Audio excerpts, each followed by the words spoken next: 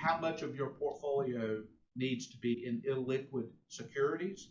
Now there are those who would argue, Roger, that if you're invested in alternative investments, illiquid securities, that's a riskier investment. And most investors, and this may be wrong, okay, I'm not saying it's right, but most investors, they don't want that degree of risk in their portfolio. Now, I would argue that it may not be riskier, okay? Just depends on how you look at it. A lot of people look at illiquidity and they think risk, okay? Well, I don't. I don't look at illiquidity. Again, go back to my farming days in South Georgia. We ain't selling the land. We're not selling the farm, okay? That's a stability aspect of our family and of our family's financials as well. We're not selling that, and it doesn't scare us that it's illiquid. But a lot of people do make that. They try to make that connection.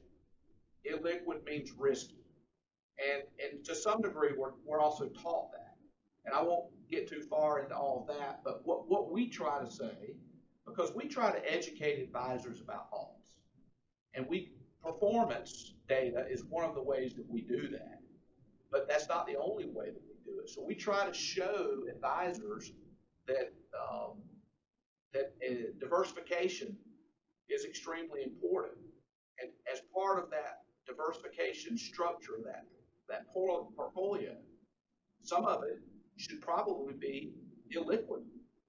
Not much. It's a small percentage, but it adds stability to a portfolio. So a lot of advisors, in fact, Roger, most advisors are just nervous or scared to go there. And I'll just say it just in case you are not making the connection. Let's say an advisor has placed one of his clients in an illiquid product, okay, or asset, and it underperforms. In fact, maybe it does more than underperform. It bombs, okay? Well, the problem is it's bombing, and you're seeing it bomb. You can't do anything about it. You can't get your money out, okay? Whereas if you're invested in Coca-Cola and it starts to tank, you can pull your money out. Now, we argue that that's the very thing you shouldn't do. Most people do argue that. Don't sell into fear, okay? Most people sell at the wrong time, and they buy at the wrong time. That's the problem.